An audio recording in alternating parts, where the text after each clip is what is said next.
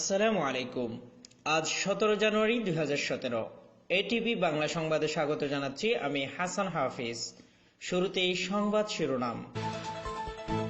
বুতিদঙ্গি সেনা ক্যাম্পে হত্যার শিকার প্রবীণ রোহিঙ্গা আলেম।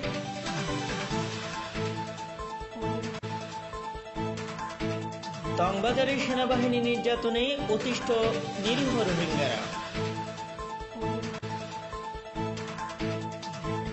বৃহস্পতিবার কুয়ালালামপুরে রোহিঙ্গা ইস্যুতে মুসলিম জোটের বৈঠক এবং রোহিঙ্গা শরণার্থী ক্যাম্প পরিদর্শন করলেন নরওয়ে, ডেনমার্ক ও সুইডেন রাষ্ট্রদূত। শুনছিলেন শিরোনাম, এবারে বিস্তারিত। বুতিদং সেনা ক্যাম্পে হত্যার শিকার হয়েছেন এক প্রবীণ রোহিঙ্গা আলেম। হত্যার শিকার ব্যক্তি জেলার টংবাজারের মোজাফর চৌধুরীর পুত্র হাজী এবাদুল্লাহ। সূত্র জানিয়েছে, সেনাবাহিনীর নৃশংস শারীরিক নির্যাতনের কারণে ষাটোর্ধ্ব এ আলেম মারা যান। স্থানীয়রা জানিয়েছে, গত শুক্রবার টংবাজার রোহিঙ্গা পল্লী থেকে 5 জন নির্দোষ রোহিঙ্গাকে আটক করে 552 নম্বর সেনা ক্যাম্পে নিয়ে যায় সেনা সদস্যরা। ক্যাম্পের অভ্যন্তরে তাদেরকে ব্যাপক শারীরিক নির্যাতন করলে বয়োজ্যেষ্ঠ আলেম হাজী এবাদুল্লাহ মারা যান। পরে তার লাশটি টংবাজার সদর হাসপাতালে নিয়ে গিয়ে পরিবারের সদস্যদের খবর দেয় সেনা সদস্যরা।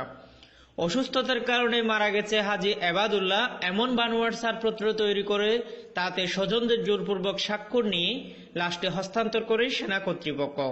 নিহতের স্ত্রী জানিয়েছে, তার স্বামীর শরীরের বিভিন্ন স্থানে নির্যাতনের ক্ষতচিহ্ন রয়েছে। এদিকে বাকি 4 জন এখনও সেনা ক্যাম্পে বন্দী আছে। বুতিদং জেলার টংবাজারে সেনাবাহিনীর নির্যাতনে অতিষ্ঠ হয়ে উঠেছে রোহিঙ্গাদের জনজীবন। রোহিঙ্গাদের বিনা দোষে আটক, বন্দিখানায় নৃশংস নির্যাতন, অনৈতিক চাঁদাবাজি, জীবিকায়নের পথ রুদ্ধকরণ সহ নানাবিধ শারীরিক ও অর্থনৈতিক নির্যাতন করছে সেনাবাহিনীর সদস্যরা। সেনাবাহিনীর তাণ্ডবের ভয়ে ঠিকমতো ঘরে ঘুমাতে পারছে না রোহিঙ্গারা। সম্প্রতি রোহিঙ্গাদের আটক বাণিজ্য বৃদ্ধি পেয়েছে। বুতিদংয়ের রোহিঙ্গারা এমন সময়ও সেনাদের হাতে নির্যাতনের শিকার হচ্ছেন যখন জাতিসংঘ দূত মিস ইয়াং হিলির রোহিঙ্গাদের উপর সেনা বর্বরতা পর্যবেক্ষণে পার্শ্ববর্তী জেলা মংডুতে অবস্থান করছেন। আগামী বৃহস্পতিবার মালয়েশিয়ার কুয়ালালামপুরে স্বাগতিক দেশের উদ্যোগে রোহিঙ্গা ইস্যুতে মুসলিম রাষ্ট্রগুলোর সবচেয়ে বড় জোটের বিশেষ বৈঠক অনুষ্ঠিত হবে। রোহিঙ্গা সমস্যার স্থায়ী সমাধানকল্পে একটি বিশেষ পরিকল্পনা ও তা বাস্তবায়নের সবিশেষ আলোচনা হবে ওআইসি সদস্য দেশসমূহের এই বৈঠকে। ইতিমধ্যে বেশ কয়েকটি দেশের প্রতিনিধি দল কুয়ালালামপুরের পথে রয়েছেন। রোহিঙ্গা সমস্যার সমাধানে বাংলাদেশ সহ মুসলিম রাষ্ট্রগুলোর অবস্থান ইতিবাচক এবং আন্তরিকতাপূর্ণ এমন বার্তা নিয়ে ওআইসির পররাষ্ট্রমন্ত্রী ও তাদের প্রতিনিধিগণ বৈঠকে যাচ্ছেন। এদিকে জাতিসংঘ দূত ইয়াং হিলির আরাকান সফরও শেষ প্রান্তে। জাতিসংঘ এবং ওআইসির বলিষ্ঠ ভূমিকায় রোহিঙ্গা ইস্যুর সুষ্ঠু সুরাহা বয়ে আনতে পারে বলে জানান রাজনৈতিক বিশ্লেষকরা। বার্মার আরাকান রাজ্য থেকে প্রাণভয়ে পালিয়ে যাওয়া রোহিঙ্গাদের আশ্রয়স্থল বাংলাদেশের উখিয়া কুতুপালং রোহিঙ্গা ক্যাম্পে ঘুরে দেখলেন 3 দেশের রাষ্ট্রদূত।